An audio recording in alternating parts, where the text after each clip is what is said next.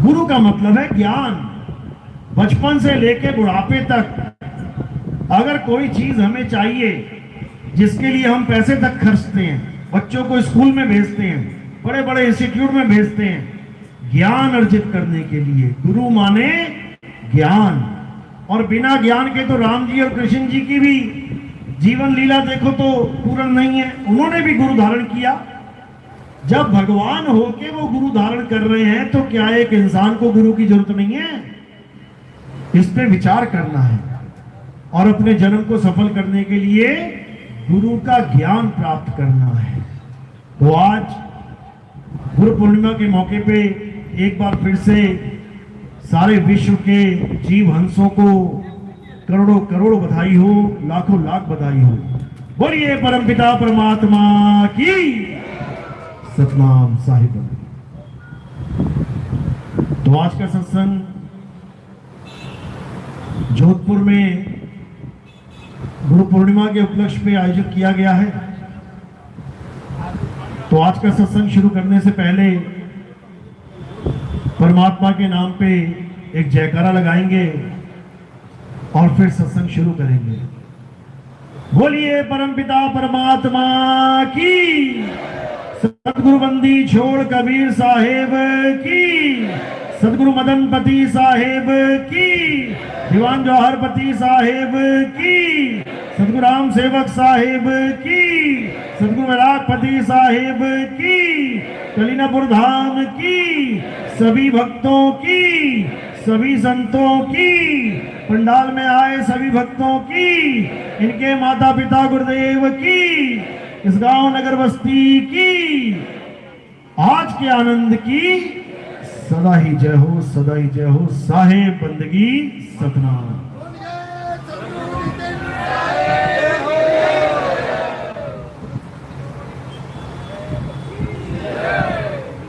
तो बंदी छोड़ की अपार कृपा से सबसे पहले तो हमें ये इंसान जन्म मिल गया, लाख लाख शुक्राना उसका। और उसके बाद हमें इतनी समझ भी आ गई कि गुरु धारण करना है, और भी ज्यादा शुक्राना उसका। और गुरु धारण करने के बाद हमें यह भी समझ में आ गया कि सच्चा गुरु होता क्या है। तो उसका तो कोई शुक्राना कर ही नहीं सकता, वो शुक्राने से परे की चीज है। यानी इस मूल ज्ञान को समझने से पहले हम नाना प्रकार के पंथों में जुड़े हुए थे, हम अन्य अन्य गुरुओं के पास बैठे हुए थे। गुरु तो हमने धारण कर लिया था, लेकिन हमें यही नहीं समझ में आया कि आखिर गुरु और सतगुरु में फर्क क्या होता है। गुरु तो सारे ही करके बैठ गए, लेकिन गुरु और सतगुरु का हम भेद नहीं जान पाए। इसी भेद को बताने के लिए सतगुरु बंदी छोड़ कबीर साहब इस धरातल पे आते हैं। हम जीवों को जगाने के लिए इस मृत्यु लोक में आते हैं, इस काल की नगरी में आते हैं और हमें समझाते हैं। कहते हैं रहना नहीं देश बेगाना है, और ये धरती कागज की पुड़िया, बूंद पड़े घुल जाना है, रहना नहीं देश बेगाना है। बाकी जितने भी गुरु हैं वो क्या कह के भक्ति करवाते हैं कि ये संसार परमात्मा ने बनाया है, हम लोगों के रहने के लिए बनाया है, इसी में खाना है, इसी में पीना है और इसी में मर जाना है। और परमात्मा कहाँ है? कण कण में परमात्मा विद्यमान है। बात जच गई, बड़ा अच्छा लगा कि बात तो सही है, कण कण में परमात्मा है। अब कण कण में परमात्मा है तो तुम कहां समाओगे जाके? पहले यही विचार कर लो। अगर कण कण में परमात्मा है तुम कहां समाओगे? कण कण में ही समाओगे। और अभी क्या लेके बैठे हो? ये कण कण ही जुड़ा हुआ है, ये मिट्टी कण कण ही है, इसी में समाओगे जाके बार बार बार बार बेअंत बार। इसीलिए साहिब ने कहा कि कण कण में है भगवान, ये घोर है अज्ञान। ये परमात्मा का ज्ञान नहीं है, कि परमात्मा कण कण में विराजमान है। कण कण में कौन विराजमान है? ये ब्रह्म विराजमान है। और कबीर साहब का ज्ञान ब्रह्म ज्ञान नहीं है, कबीर साहब का ज्ञान पार ब्रह्म ज्ञान है। ये बात सुनते ही ब्रह्म ज्ञानियों को खलबली मच जाती है। ये नितिन दास क्या बता रहा है? हम तो आज तक यही सुनते आए थे, कण कण में परमात्मा है। मेरे भाई, कण कण में परमात्मा नहीं है, परमात्मा घट घट में है। दोनों में जमीन आसमान का अंतर है। कण तो तुम्हारे पैरों के नीचे भी आ रहे हैं, तो तुम अपने पैरों के नीचे परमात्मा को दबाते जा रहे हो क्या? तुम कभी जीवन में परमात्मा पे पैर नहीं रख सकते, क्योंकि परमात्मा इन पांचों तत्वों से न्यारा है। तुम्हारी पहुंच केवल 5 तत्वों तक हो सकती है, लेकिन 5 तत्वों से जो न्यारा है वहां तक कोई नहीं पहुंच सकता। पहुंचने का एक ही रास्ता है, तुम अपने सच्चे स्वरूप को जान जाओ, तब तुम खुद 5 तत्वों से न्यारे हो जाओगे और सीधे उस परम पिता परमात्मा में लीन हो जाओगे। जहां से सफर शुरू हुआ था वहीं जाके अंत हो जाएगा। लेकिन मेरे भाई, ये तब होगा जब तुम सत्य को परख लोगे। इसीलिए साहिब समझा रहे हैं, नीर छीर का करे निवेड़ा और कहे कबीर सुहंस है मेरा। इस दुनिया में 3 प्रकार का ज्ञान है, जीव ज्ञान, शिव ज्ञान और पीव ज्ञान। यानी जीव अवस्था, ब्रह्म अवस्था और पार ब्रह्म अवस्था। इन तीनों का ज्ञान ही पूरे संसार में फैला हुआ है। चाहे हिंदू ले लो, चाहे मुसलमान ले लो, चाहे सिख ले लो, चाहे ईसाई ले लो, किसी भी धर्म में, किसी भी पंथ में, किसी भी संप्रदाय में, कहीं पे भी चले जाओ, तुम्हें यही ज्ञान मिलेगा, जीव और शिव का। यानी परमात्मा साकार है, परमात्मा निराकार है, परमात्मा सर्वगुण है, परमात्मा निर्गुण है। इसके अलावा तुम्हें और कुछ नहीं मिल सकता। इसी 2 प्रकार के ज्ञानों में सारा जगत उलझा पड़ा है।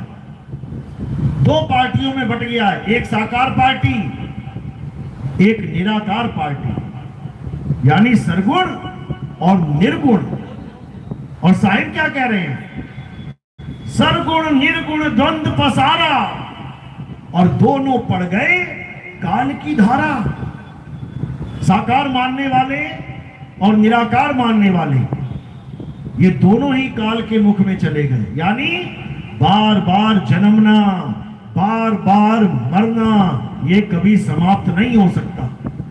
समाप्त कब होगा? अरे सरगुण निर्गुण दोनों से न्यारा और कहे कबीर सो राम हमारा। हमारा राम ना सरगुण साकार है, ना निर्गुण निराकार है। ये सरगुण साकार और निर्गुण निराकार ही अज्ञान है। इसी का खात्मा करने के लिए सतगुरुबंदी छोड़ कबीर साहब इस काल की नगरी में आते हैं, हमें भेद समझाते हैं कि तुम गलत जगह पे आ गए हो भाई। एक पल का भरोसा नहीं कब तुमसे ये शरीर छुड़वा लिया जाए। और इसका मतलब ये नहीं कि तुम्हारी रिहाई हो जाएगी, ये शरीर छुड़वाते ही तुम्हें दूसरा शरीर धारण करवा दिया जाएगा। यानी एक जेल से निकले, दूसरी जेल तैयार है। अब ये जेल कैसे छूटेगी? ये जेल केवल तभी छूटेगी जब तुम्हें ये समझ में आ जाए कि पहली बार जेल में आने से पहले मैं कहां था, पहली बार ये सृष्टि बनने से पहले मैं कहां था, बंधन में आने से पहले मुक्त अवस्था में मैं कहां था। इसीलिए बीजक में पहली साखी यही बोली गई, जैया जन्म मुक्ता हता तैया हताना कोई, और छठी तुम्हारी है जगह, अरे तू कहां चला भिगोए। तू अपनी अवस्था को छोड़ के तू कहां 5 तत्वों में उलझने जा रहा है? रुक जा, संभल जा। एक बार चला गया तो वापस नहीं आ पाएगा। और यही सत्य है, आज तक वापस जा ही नहीं पाए। यहीं जन्म रहे हैं, यहीं मर रहे हैं, फिर पैदा हो रहे हैं, फिर मर रहे हैं, लेकिन यहां से मुक्त नहीं हो पा रहे हैं। तो अब कबीर साहब क्या समझा रहे हैं कि इस संसार से परे, इस तीन लोक से न्यारा एक ऐसा स्थान है जहां अगर तुम पहुंच गए फिर तुम्हारा आना जाना खत्म हो जाएगा, फिर तुम सदा सदा के लिए मुक्त हो जाओगे। और कहां रहोगे? दो ही ऑप्शन है, या तो इस तीन लोक में रहो या फिर चौथे लोक में। तीन लोक से न्यारा साधो, तीन लोक से न्यारा, ऐसा देश हमारा साधो, ऐसा देश हमारा। उसी देश को कबीर साहब सतलोक कहते हैं, उसी का दूसरा नाम अलख लोक कहते हैं, उसी का तीसरा नाम अगम लोक कहते हैं, उसी का चौथा नाम अनामी लोक कहते हैं। ये चार चार लोक नहीं है, ये उसी एक के चार नाम हैं। जैसे जल, नीर, वाटर, धोए, पानी, ये पांच अलग अलग तत्व नहीं है, ये उसी एक तत्व के पांचों नाम हैं। लेकिन माया ने क्या खेल खेल दिया? माया ने सारे अलग अलग लोक बना के, अलग अलग प्रकाश लगा के इस जीवों को उसी मायावी लोकों में उलझा दिया। सतलोक में सतपुरुष बना के बैठा दिया, सिंहासन पे विराजमान है, चवर हो रहा है। अलग लोक में अलग पुरुष बना के बैठा दिया, अगम लोक में अगम पुरुष बना के, राजा बना के बैठा दिया, और अनामी पुरुष में, अनामी लोक में अनामी पुरुष को बना के बैठा दिया। ये माया का खेल है, लेकिन ये बड़े बड़े संत नहीं समझ पा रहे हैं। कर नैनो दीदार महल में प्यारा है, ये वाणी पढ़ पढ़ के, समझा समझा के इन लोगों ने ऐसा जाल बुन दिया माया का, और खेल ऐसा मजबूत कर दिया कि ये जीव निकल ही नहीं सकता। जबकि सारे लोगों की व्याख्या करने के बाद कबीर साहब ने सारे लोगों का खंडन भी कर दिया। क्या कहते हैं? अरे काया भेद किया निर्वारा, और ये सब रचना पिंड मंझारा, माया अवगति जाल पसारा, सो कारीगर भारा है। आज जितने भी पंथ चल रहे हैं, कोई कह रहा है मैं सतलोक ले जाऊंगा, कोई कह रहा है मैं अलग लोक ले जाऊंगा, कोई कह रहा है मैं अनामी लोक ले जाऊंगा। ये सब अज्ञान है। अगर तुम्हें गुरु कहीं ले जाने की बात कर रहा है किसी लोक में, तो समझ जाना वो अज्ञान है। तो कहां जाना है? तीन लोक का मतलब ये काया है, और चौथे लोक का मतलब तुम्हारा सत्य स्वरूप है। तो ये सुरता कहां जाएगी? इस काया से हटके अपने स्वरूप में समाएगी, किसी लोक वोक में नहीं जाएगी कि वहां पर पानी है, वहां पर दूध की नदियां हैं, वहां पर सोने के पहाड़ हैं, वहां सोने की सड़कें हैं। ऐसा कोई सतलोक नहीं चाहिए हमें। ये तो माया का लोक हो गया। ये सोना क्या है? माया। ये दूध दही क्या है? माया। ये पंच तत्व क्या है? माया। तो साहिब कह रहे हैं ना कहीं आना और ना कहीं जाना, आपे में आप समाना। जब तुम्हें भेदी गुरु मिल जाएगा, जब तुम्हें तुम्हारे सत्य स्वरूप को लखाने वाला गुरु मिल जाएगा, तब तुम्हारा ये आने जाने का सारा झंझट खत्म हो जाएगा। तब तुम कहां रमण करोगे? तुम कहां रमोगे? जाके अपने आत्म स्वरूप में।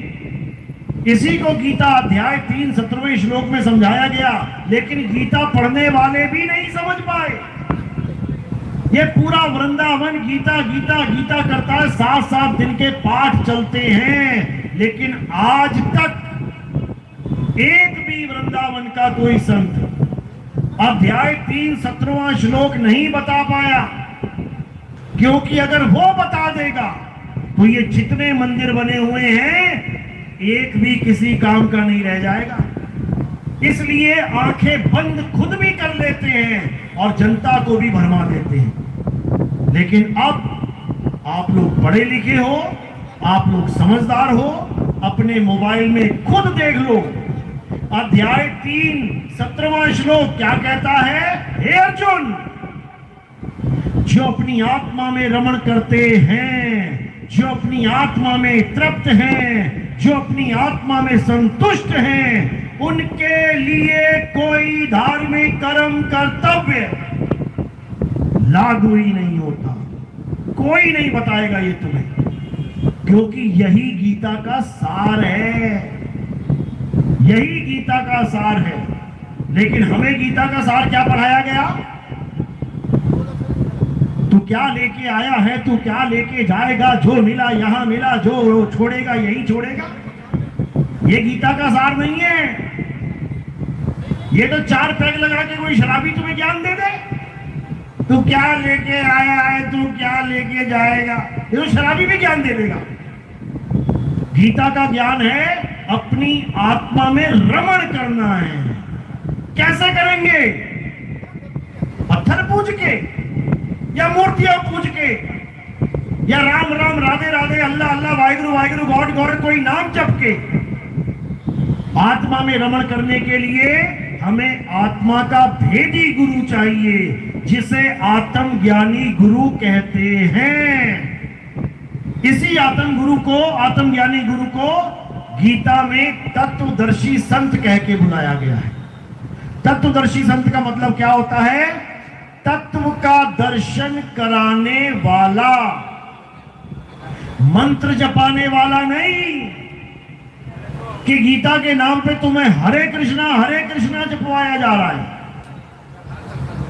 बिल्कुल नहीं। केवल एक काम करना है, आपने आत्म ज्ञानी गुरु ढूंढना है। लेकिन दुविधा यह है कि आज हमारे सत्संग सुन सुन के ये पत्थर के पुजारी, ये मंत्रों के पुजारी, ये हवन यज्ञ के पुजारी आत्मा आत्मा करने लग गए और उनके चेले समझ रहे हैं गुरुजी बड़ा भारी ज्ञान दे रहे हैं, लेकिन आज तक तो ये ज्ञान दिया नहीं था। आज कहां से ये आत्मा आत्मा होने लग गई? तो धीरे धीरे जब उनको हमारा सत्संग मिलता है तब उनको समझ में आता है, अच्छा ये गंगा यहां से बह रही है, ये गुरुजी बाल्टी यहां से भर के लेके आ रहे हैं, ये मटके यहां से भरे जा रहे हैं। जिस आत्मा का कोई नामो निशान नहीं लेता था, आज ये समझाया जा रहा है कि आत्मा तो अचल होती है। ये कहां से पता लग गया इन लोगों को? ये किसने बताया इन लोगों को?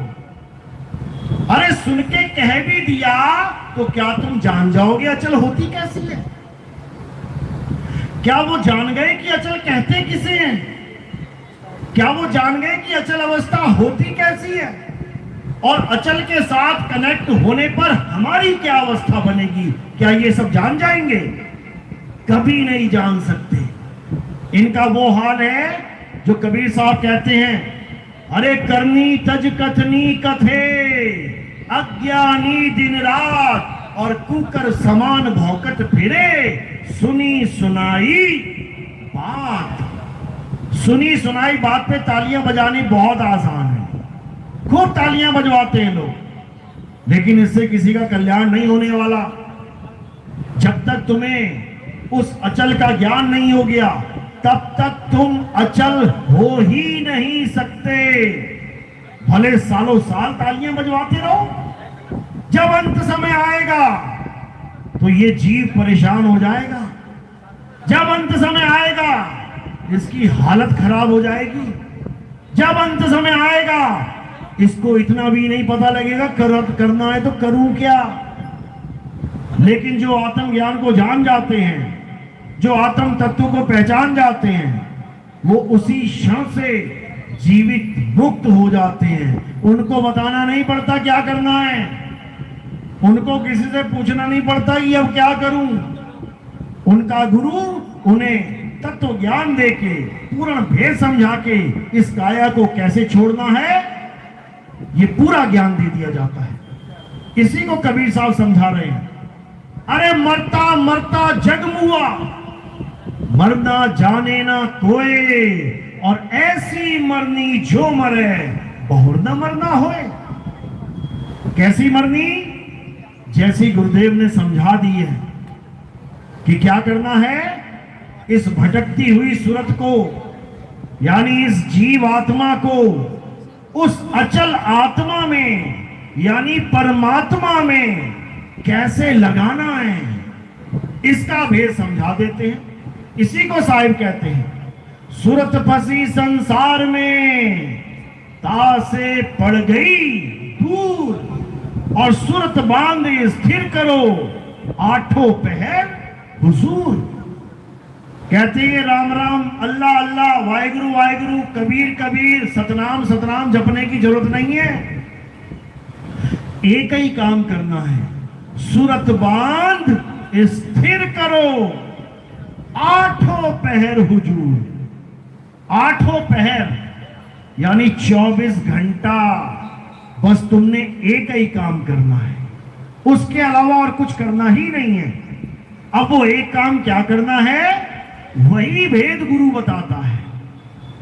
उसी को मरने की कला कहते हैं, उसी को शरीर छोड़ने का उसकी कला कहते हैं, शरीर छोड़ने का तरीका कहते हैं। क्योंकि सबके सामने एक समय ऐसा आएगा जब वो सारे जहान में अकेले हो जाएंगे। और वो समय कब आएगा? अंत समय में आएगा। जब तुम्हारी आखिरी सांसें होंगी, तब तुम्हारे भाई बहन रिश्तेदार तुम्हारे सब सामने खड़े होंगे, लेकिन फिर भी तुम अकेले होगे। उस वक्त तुमने क्या करना है, यही वेदी गुरु समझाता है। तो कहते हैं, जिस मरने से जग डरे मेरे मन आनंद, और मरने पर ही पाइए पूर्ण परमानंद। अगर तुम्हें वेदी गुरु ने भेद समझा दिया है, तुम्हें मरने की युक्ति बता दी है, तो समझ लो कि अब तुम्हें तैरने की युक्ति आ गई है। अब पानी से डर नहीं है, अब पानी से तैर के तुम उसको पार कर जाओगे। केवल वही पार कर पाएगा जिसके पास तैरने की कला है, और जिसके पास केवल बातों की कला है वो डूब के मरेगा, उसको कोई बचाने वाला नहीं है। तो कबीर साहब ने इसी समय का अपने ग्रंथों में जिक्र किया था कि पूरे भारतवर्ष में, पूरे संसार में एक ऐसा समय आएगा जब बच्चा बच्चा आत्मा आत्मा आत्मा करता नजर आएगा। ये 600 साल पहले बोला था कबीर साहब ने। क्या साखी बोली उन्होंने? कबीर आत्म ज्ञान का बड़ा नगर में शोर, और पूछो कैसी आत्मा, तो देते दांत निपोर। ये तब की साखी बोली है, उस वक्त के लिए नहीं। उस वक्त तो आत्मा का कोई प्रचार था ही नहीं। हर जगह ब्राह्मणवाद था, हर जगह मुस्लिम समाज था। हिंदू और मुस्लिम दो ही चल रहे थे उस वक्त। जब कबीर साहब प्रकट हुए, तब उन्होंने कहा कि कबीर आत्म ज्ञान का पड़ा नगर में शोर। ये उस समय के लिए नहीं बोली गई थी, ये इस समय के लिए बोली गई थी। YouTube खोलो और देखो आत्मज्ञानी कितने बने बैठे हैं। 2018 से पहले एक भी नहीं था जो ये बात करता था कि आत्मा को जानो, आत्म स्वरूप को पहचानो। सबके सब मंत्र देने में लगे पड़े थे, सबके सब पूजा पाठ करने में लगे पड़े थे, सबके सब हवन यज्ञ करने में लगे पड़े थे, सबके सब योग प्राणायाम करने में लगे पड़े थे। लेकिन आज बिना आत्मा के बात नहीं करता कोई। धीरे धीरे धीरे धीरे बच्चा बच्चा आत्मा को जानेगा, आत्मा का नाम सुन के दृढ़ हो जाएगा कि अगर इस दुनिया में कुछ सत्य है तो आत्मा है। लेकिन आत्मा का नाम जानने के बावजूद आत्मा का ज्ञान प्राप्त नहीं कर पाएगा। क्यों? क्योंकि बताने वाले ही नहीं जानते कि आत्मा होती कैसी है। ये सुना सुनाया ज्ञान सब सुना देंगे, लेकिन तत्व ज्ञान कोई नहीं बता पाएगा। इसीलिए दूसरी लाइन में साहिब ने बोला, पूछो कैसी आत्मा देते दांत निपोल। यानी जहां पर भी तुम्हें आत्मा के बारे में कोई बताता मिले, तुम्हारा एक ही सवाल होना चाहिए, गुरुजी आत्म तत्व होता क्या है, कैसा होता है ये आत्म तत्व। फिर देखो तुम्हें 100 तरह के जवाब मिलेंगे। क्यों? क्योंकि आत्म तत्व का नाम सुना है, अनुभव नहीं किया। अनुभव क्यों नहीं किया? क्योंकि अनुभवी गुरु ही नहीं मिला। इसीलिए साहिब ने समझाया कि अनुभव ज्ञान बिना सब झूठा, और झूठी हाट लगाई, दुकान तो लगा के बैठ गए बेटा, लेकिन तुम आत्म ज्ञान ना तो खुद प्राप्त कर पाओगे और ना ही एक चेले को दे पाओगे। आत्मा आत्मा करने के बाद भी तुम राधे राधे ही रटोगे। आत्मा आत्मा करने के बाद तुम राम राम ही जपोगे। आत्मा आत्मा करने के बाद तुम अल्लाह अल्लाह वाहिगुरु वाहिगुरु ही करोगे, लेकिन आत्म तत्व को कभी जान नहीं पाओगे। इसीलिए बार बार कबीर साहब ने भेदी गुरु, भेदी किसका? आत्मा का भेदी गुरु, आदि अक्षर का भेदी गुरु। आदि अक्षर मतलब अचल आत्मा, और 52 अक्षर मतलब ये इंसानों के द्वारा बनाए 52 अक्षर। इन्हीं दोनों अक्षरों का भेद समझाते हुए क्या कहते हैं? सोई गुरु पूरा कहावे, जो 2 अक्षर का भेद बतावे। 2 अक्षर का भेद बतावे, ये 3 4 5 का नहीं, 2 अक्षर। यानी एक तो ये 52 अक्षर जो तुम्हारे मुंह से निकल रहे हैं, जिसके लिए गुरु ग्रंथ साहब ने क्या बोला? 52 अक्षर लोक त्रय, सब कुछ इन्हीं माही, और ये आखर खिर जाएंगे, वो अक्षर इनमें नहीं। दोनों प्रकार के अक्षरों का भेद बता दिया, लेकिन इन लोगों की समझ में नहीं आ रहा। कहते जहां बोल तहां अक्षर आवा, यानी जैसे ही तुम कोई अक्षर बोलते हो, कोई भी नाम लेते हो, तो अक्षर सामने आता है। मुंह खोलते ही अक्षर सामने आ जाएगा। जहां बोल तहां अक्षर आवा, और जहां अक्षर तहां मन ना रहावा। कहते जहां पर वो अक्षर यानी अविनाशी, जहां वो आत्म सत्ता की बात चल रही है, वहां मन ना रहावा, क्योंकि ये अक्षर बोलने के लिए मन विराजमान है, तभी तो बोल रहे हो। मेरा मन कर रहा है मैं राम राम जपूं, ये मन ही तो कर रहा है राम राम जपने को। तो जहां बोल तहां अक्षर आवा, और जहां अक्षर यानी जहां अबोल तहां मन ना रहावा। जहां पर वो अबोल है, जो बोला नहीं जा सकता, उसी को सतनाम कहते हैं। जो बोला नहीं जा सकता, जो लिखा नहीं जा सकता, जो पढ़ा नहीं जा सकता, उसी को आदि नाम कहते हैं। उसी को कहते हैं आद सच जुगाद सच, है भी सच नानक होसी भी सच। उसी को कहते हैं एक को सतनाम, कर्ता पुरुष, निर्भव निर्वैर अकाल मूरत, अजूनी, यानी जो जूनों में शरीरों में नहीं है। और ये सारे अक्षर कहां हैं? ये शरीर में ही विराजमान है।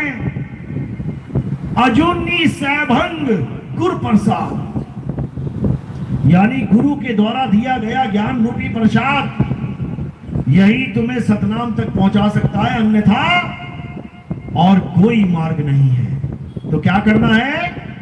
ऐसा गुरु धारण करना है जो हमें सतनाम का भेद बता दे, और इसी सतनाम से हमारी मुक्ति करवा दे।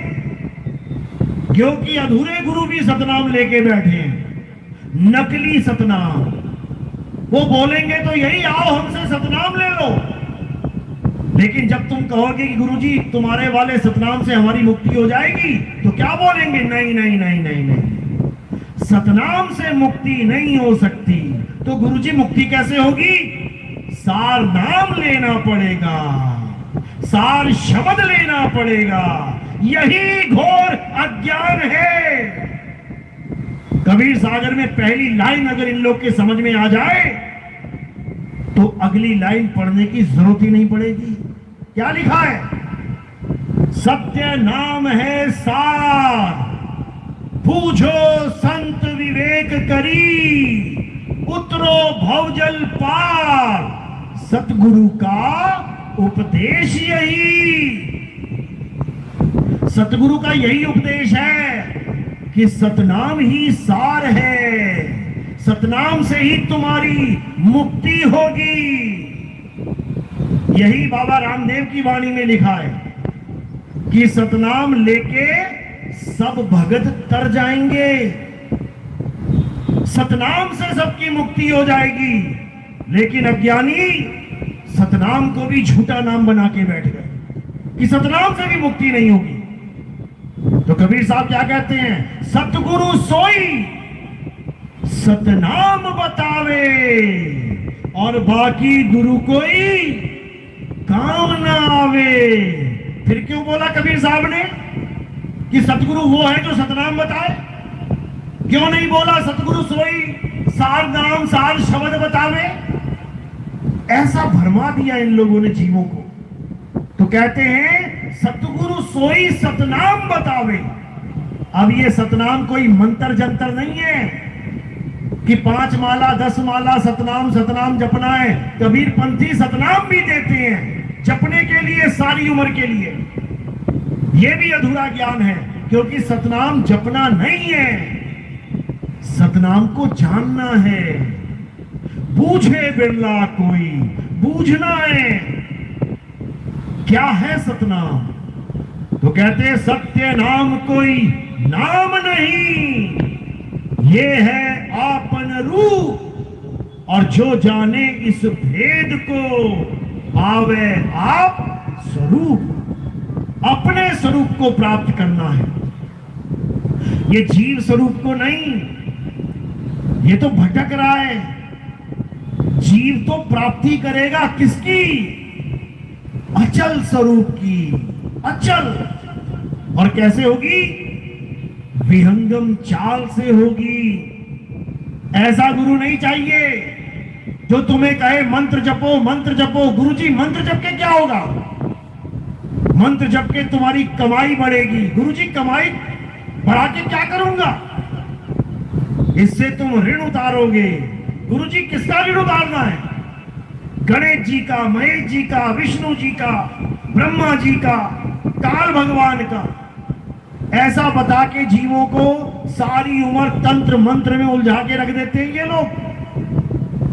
ये प्रॉपर थ्रू चैनल लेके जाते हैं, ब्रह्मा के लोग से, विष्णु जी के लोग से होते हुए लेके जाते हैं। यही अज्ञान है। कबीर साहब क्या कहते हैं, गरीबदास जी क्या कहते हैं, ये कभी जीवन में भी नहीं समझ सकते। विहंगम चाल की बात की गई है। सतगुरु के लक्षण कहूं अचल विहंगम चाल, और हम अमरापुर ले गए। क्या कहते हैं? ज्ञान शब्द सरगाल, हम अमरापुर ले गए। यानी मेरी सूरत को वो शब्द गुरु विहंगम चाल से, विहंगम चाल यानी एक पक्षी सीधे आसमान में उड़ जाए, बताओ कहां रुकेगा? एक रॉकेट सीधे मंगल ग्रह पे जाए, कहां रुकेगा? कहीं नहीं रुकेगा। ये ऐसी चाल है कि डायरेक्ट जाती है, नॉन स्टॉप। ये है विहंगम चाल। यानी इस सारे जगत से सूरत हटी और डायरेक्ट सीधे कहां लगी? अपने अचल स्वरूप में। यानी विहंगम चाल से नॉन स्टॉप अचल स्वरूप में लग गई। इसी को गरीबदास जी कह रहे हैं, सतगुरु के लक्षण कहूं अचल विहंगम चाल। और हम यमरापुर ले गए। ज्ञान शब्द सिर घाल। ये जिसको नाम दीक्षा मिली है वही समझ पाएगा मैं क्या बोल रहा हूं, क्योंकि ये सैन बैन है। सैन यानी इशारा और बैन यानी ज्ञान। ये इशारे के द्वारा दिया जाने वाला ज्ञान है। इसीलिए साहिब ने कहा, हम वासी वा देश के जहां जात वर्ण कुल नाही, अरे सैन मिलावा होए रहा शब्द मिलावा नहीं। ये शब्द यानी मंत्रों का मिलावा नहीं है कि मंत्रों को जपते हुए ध्यान रखना है कौन सा मंत्र जप रहे हो, श्वास में कौन सा आ रहा है कौन सा जा रहा है, ये सब अज्ञान है। विहंगम चाल की बात की है। कहते हैं शब्द विहंगम चाल हमारी, और कहे कबीर सतगुर दई डाली। खुले कपाट शब्द झनकारी, और पिंड अंड के पार सो देश हमारा। ये पिंड अंड यानी इस काया के पार है हमारा देश। लेकिन सारे संत आज देखो परमात्मा को काया के अंदर, काया के अंदर, काया के अंदर बना के बैठे हुए। काया के अंदर परमात्मा नहीं है। काया के अंदर कौन है? जीवात्मा। जीवात्मा ये भटक गई है अपने मूल स्वरूप को, उस परम सत्ता को भूल के यहां भूली पड़ी है। जो शरीर धारण कर रही है उसे अपना स्वरूप मान ले रही है। कुत्ते के शरीर में चली जाती है ये चेतना तो अपने आप को कुत्ता मान लेती है। बिल्ली के शरीर में चली गई अपने आप को बिल्ली मान लिया।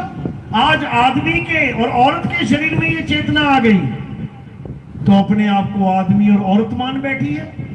खुद को तो माना, अपने गुरु को भी, अपने भगवानों को भी, अपने देवताओं को भी आदमी औरत मान के बैठ गई। यही अज्ञान है, यही अज्ञान है। इसीलिए कबीर सागर पेज नंबर 3 पे ये वाणी दर्ज की गई है। क्या कहते हैं? अरे तुमसे कहूं मैं नाम विचारी, और ना वो ज्योत ना पुरुष ना नारी। यानी हे धर्मदास, ये जितना भी सारा संसार है ये ऐसे नामों को जप रहा है जो पुरुष और नारी के नाम हैं।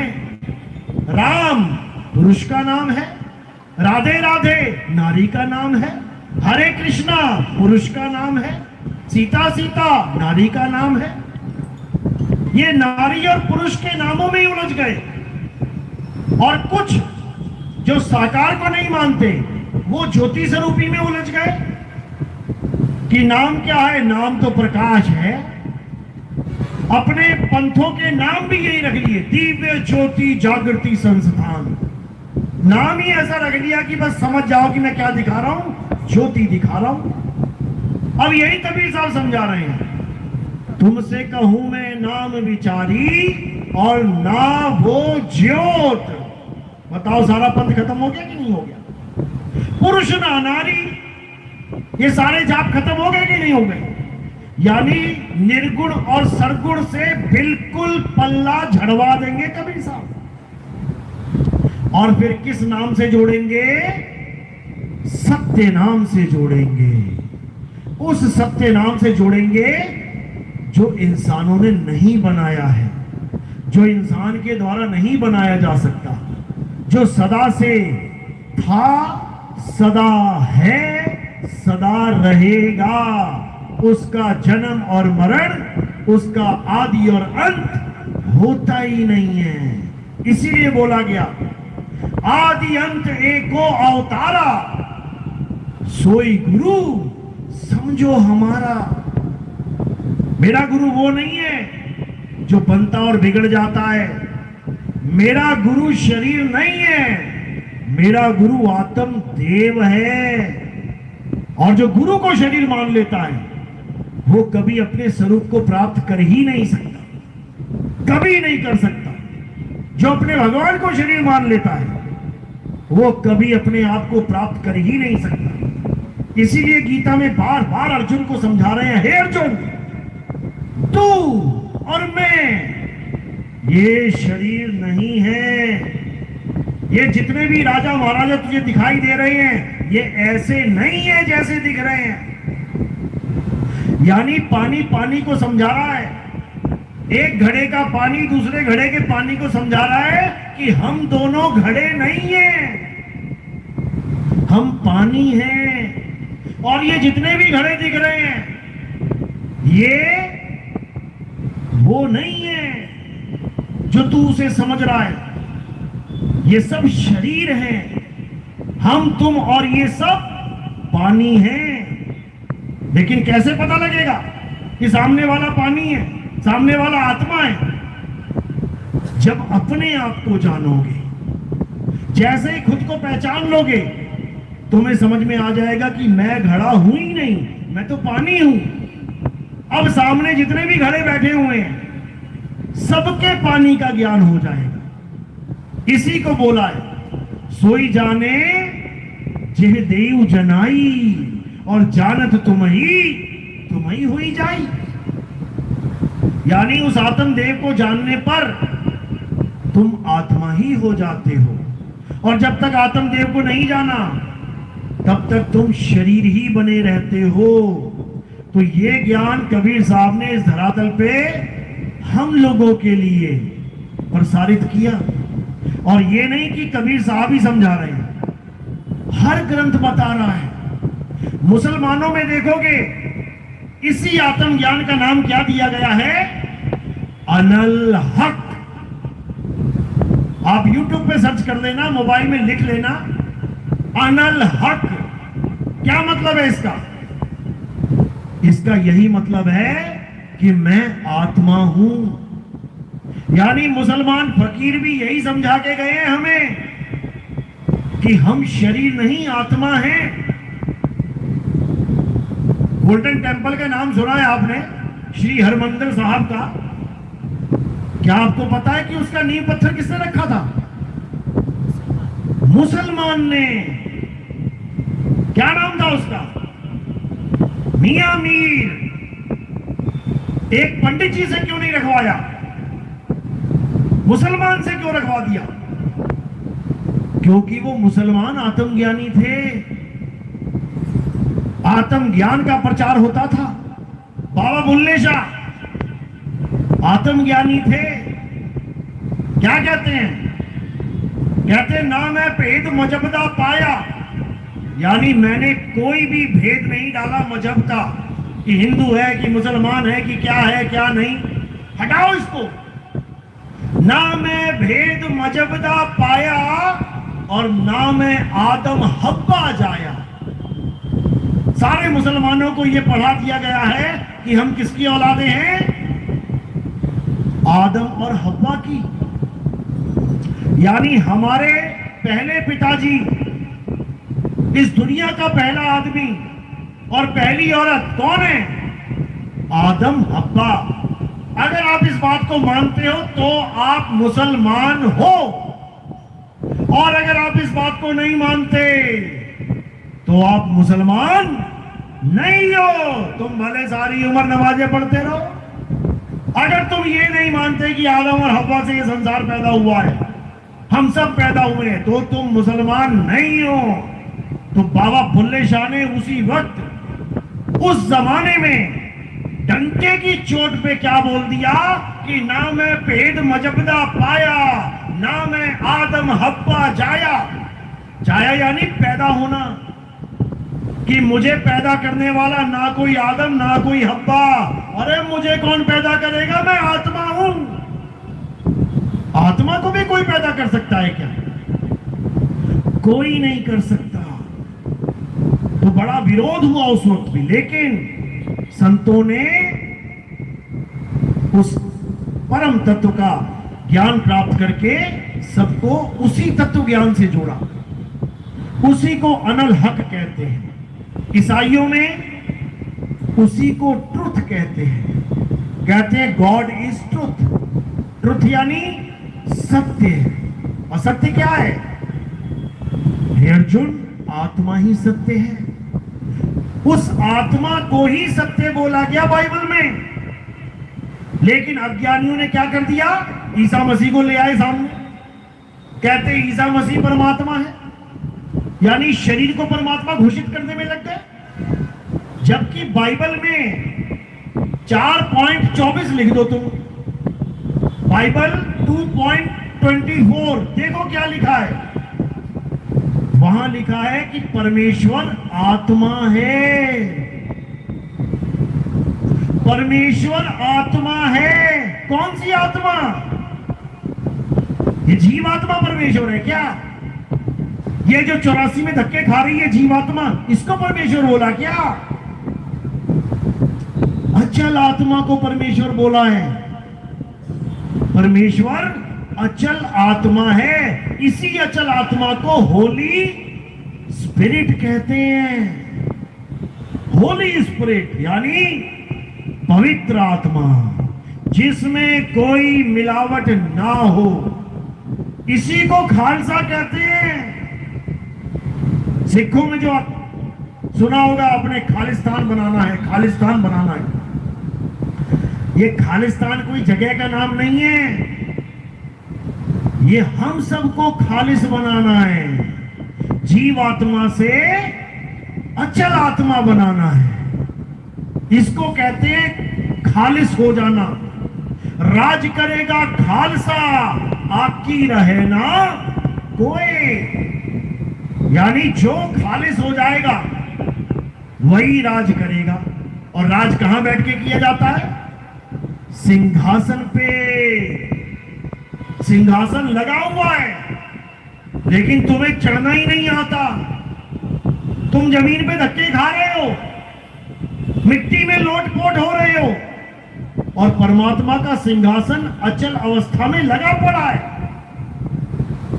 इसी को कबीर साहब ने बताया, अब तो जाए चढ़े सिंहासन और मिले हैं सारंग पानी, राम कबीरा एक भय हैं।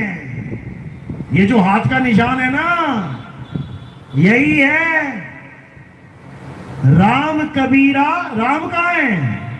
ये राम है। और कबीरा कहां भटक रहा है? ये है। किसके साथ भटक रहा है? ये 3 गुणों के साथ भटक रहा है। तो राम कबीरा एक भय है और कोई ना सके पहचानी। अब उसे कोई नहीं पहचान सकता, क्योंकि जो तू सो हम। अब हम दोनों एक हो गए हैं। कैसे एक हो गए हैं? अरे तो ही मोही, मोही तो ही अंतर कैसा, कनक कटिक जल तरंग जैसा। जैसे सोने का आभूषण पिघला के सोने में ही चला जाए, जैसे पानी की लहर पानी में ही मिल जाए। अब कौन पहचानेगा उसे? कोई नहीं पहचान सकता।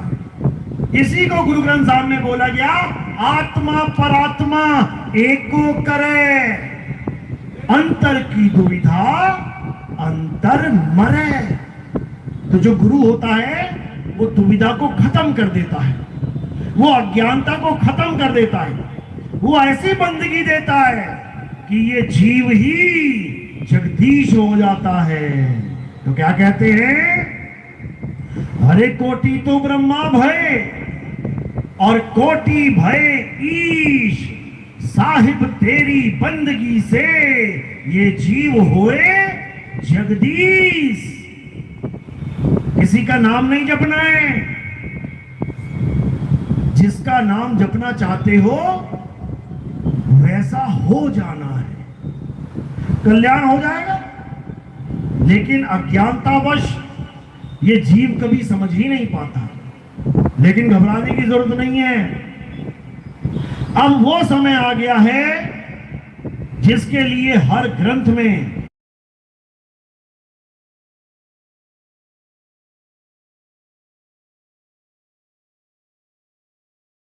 पहले से ही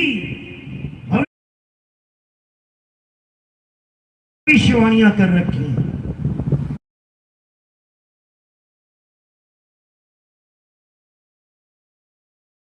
हिंदू धर्म में बता रखा है कि 9 अवतार हो चुके हैं, एक 10वां अवतार आएगा।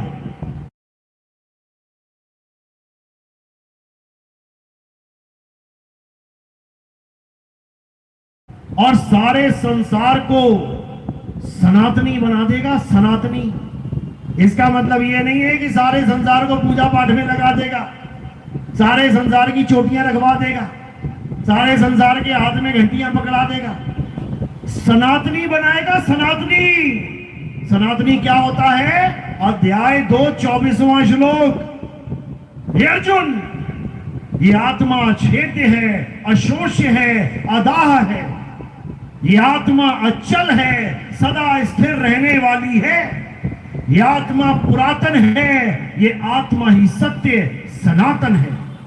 यानी तुम्हें सत्य सनातन अचल आत्मा का ज्ञान देने वाला आएगा और सारे संसार को सनातनी यानी अचल आत्मा ही बना देगा। यही मुसलमानों के ग्रंथ में बोला गया। कहते हैं 1400 साल पहले मोहम्मद साहब अरब देश में खड़े होकर हिंदुस्तान की तरफ मुंह करके घंटों घंटों खड़े रहते थे। वहां पे क्या लिखा है? मशरक, यानी मशरक यानी पूर्व दिशा की तरफ। अरब देश से जब पूर्व दिशा की तरफ खड़े होगे तो हिंदुस्तान की तरफ आएगा तुम्हारा चेहरा। लोगों ने उनसे पूछा कि ए नबी, तुम घंटों घंटों खड़े रहते हो, पूर्व दिशा की तरफ देखते रहते हो, ऐसा क्या है वहां?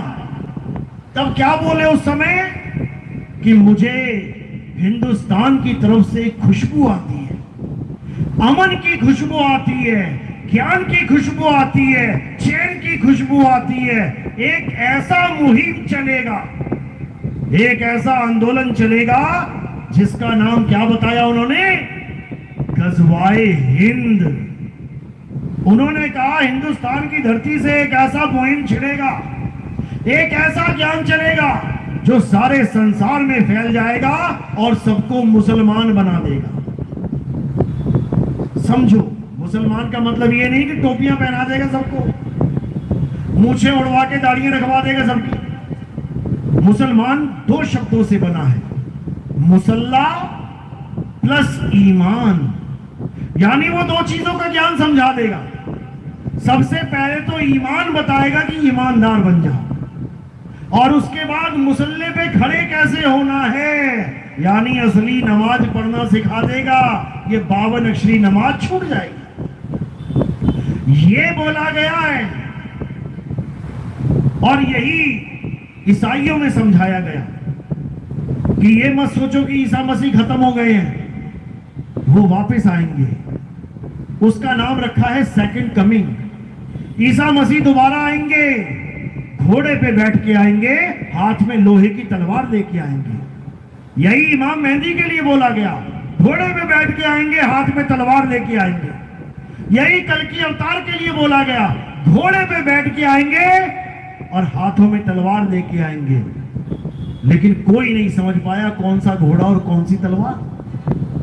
ये बुद्धि का घोड़ा है, यानी तुम्हारी जो बुद्धि में जंग लग गया है उस घोड़े को दौड़ाएंगे, तुम्हारी बुद्धि काम करने लग जाएगी और साथ में विवेक की तलवार दे देंगे। उस तलवार से तुम सत्य और असत्य का निवेड़ा करते जाओगे, असत्य को काटते जाओगे और सत्य को अपनाते जाओगे। यही बात महात्मा बुद्ध के ग्रंथों में दर्ज है कि एक बुद्ध तो आगे चले गए, एक बुद्ध और आएगा जिसका क्या नाम बताया? मैत्रेय बुद्ध। मैत्रेय मतलब यानी जिस समय भाई भाई का दुश्मन हो जाएगा, धर्म धर्म का दुश्मन हो जाएगा, संप्रदाय संप्रदाय का दुश्मन हो जाएगा, सारे संसार में अज्ञान फैल जाएगा, भगवानों के मंदिरों से चोरियां होने लग जाएंगी, भगवान को लोग ठगने लग जाएंगे, तब वो बुद्ध आएगा जिसका नाम मैत्रेय बुद्ध है। और वो क्या करेगा? वो सबकी दोस्ती करवा देगा। वो हिंदू मुस्लिम सिख ईसाई सबको एक करने का ज्ञान समझा देगा। वो सारे भेदभाव को मिटा देगा। ऊंची जात, नीची जात, छोटी जात सब खत्म कर देगा। सबको आत्म तत्व से जोड़ देगा। सबको आत्म ज्ञानी बना देगा। यही बाबा नानक के ग्रंथ में दर्ज है कि आन 78 जान 97 होर भी उठसी मर्द का चेला।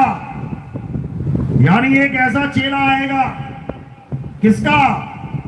मर्द का चेला। मर्द कौन है? वो अचल शब्द गुरु ही मर्द है। यानी एक ऐसा चेला आएगा जो सबको उस अचल सत्ता से जोड़ देगा। इसी को बोला गया है शब्द गुरु सूरत धुन चेला। यानी वो तुम्हें ऐसे गुरु का ज्ञान दे देगा जिसके ना हाथ है, ना पैर है, ना आंख है, ना बाल है, ना खाल है।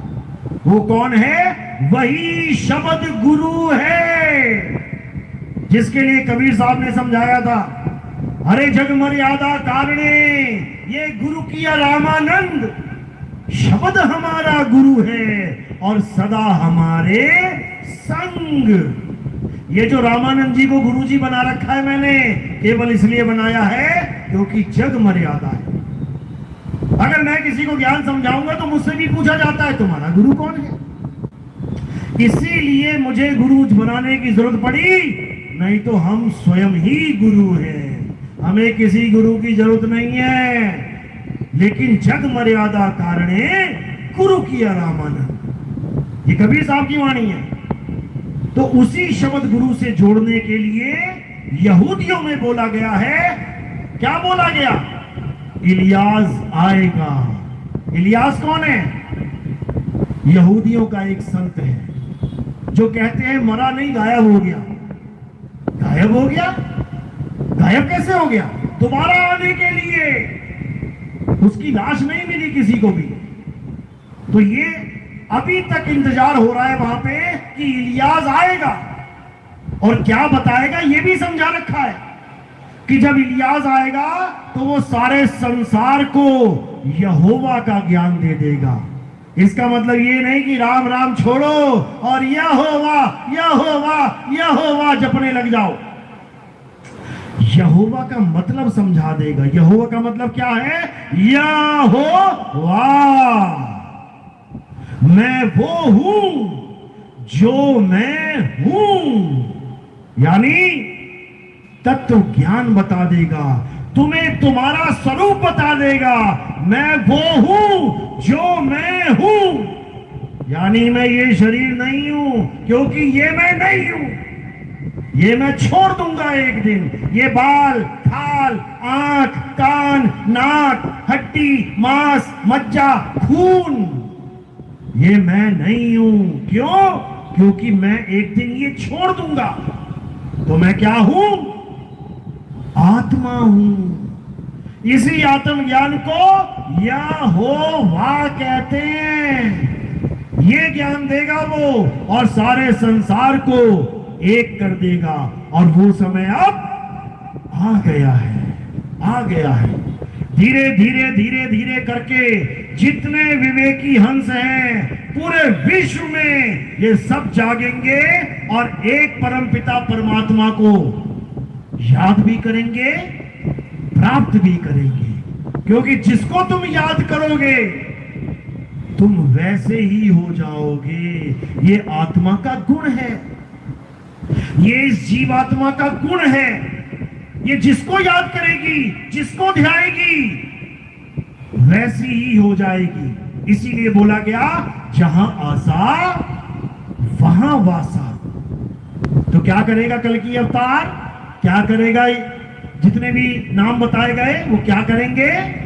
वो तुम्हें तुम्हारा स्वरूप लखा देंगे। शरीर मत मान लेना गलती से भी, किसी भी अवतार को शरीर नहीं है। अरे वो तुम्हें तुम्हारा शरीर, तुम्हें तुम्हारे शरीर से अलग करने आ रहे हैं। तुम उसको शरीर मान के बैठ जाओगे तो तुम्हारा कल्याण नहीं होगा। इसीलिए अब केवल एक वस्तु को याद रखना है और उस वस्तु को प्राप्त करना है। और जो ये कहते हैं कि उसको प्राप्त नहीं कर सकता कोई, आत्मा की प्राप्ति नहीं हो सकती, ऐसा कहने वाले भी बैठे हैं। तो उनको मीराबाई का ये भजन सुना देना, पायो जी में नाम रतन धन पायो। जब उसको मिल गया तो तुम्हें भी मिल सकता है।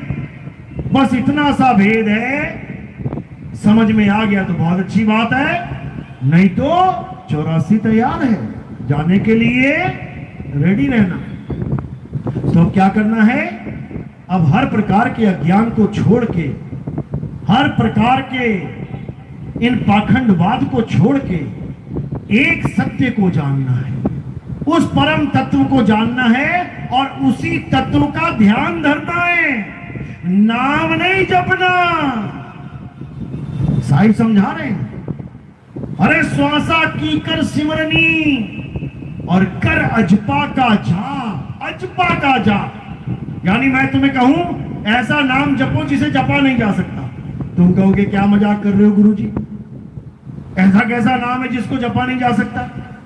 वो यही है, वो यही आत्म तत्व है, इसी को सतनाम कहते हैं। यही वो नाम है जो अजपा है और इसी का जाप करवाना है, यानी इसी में ध्यान लगवाना है। तो कह रहे श्वासा की कर सिमरनी और कर अजपा का जाप। अरे परम तत्व का ध्यान धर, सो हम आपे आप। किसका ध्यान धरना है? परम तत्व का। लेकिन तुम ध्यान धर नहीं पाओगे बिना गुरु के, क्योंकि बिना गुरु के तुम केवल उस चीज का ध्यान कर सकते हो जो तुमने देखी है या जिसकी तुम कल्पना कर सकते हो। तुम उस तत्व का ध्यान नहीं कर सकते जो तुमने कभी देखा ही नहीं है, जिसके बारे में तुम जानते ही नहीं हो। उसका ध्यान कैसे करना है, यह केवल भेदी गुरु समझाता है। और जब भेदी गुरु समझा देता है तो इस जीवात्मा को परमात्मा का भेद समझ में आ जाता है। इसको पता लग जाता है कि आखिर ये मुक्ति होगी तो कैसे होगी, और उसके बाद ये सारे बंधनों से दूर होके उस निर्बंध की साधना में लग जाता है। इसीलिए साहिब ने समझाया, अरे बंधे को बंधा मिला छूटे कौन ही उपाय, और कर सेवा निर्बंध की तो पल में लेत छुड़ाए। बोलिए परमपिता परमात्मा की सदा ही जय हो। साहिब बंद की सत्ता।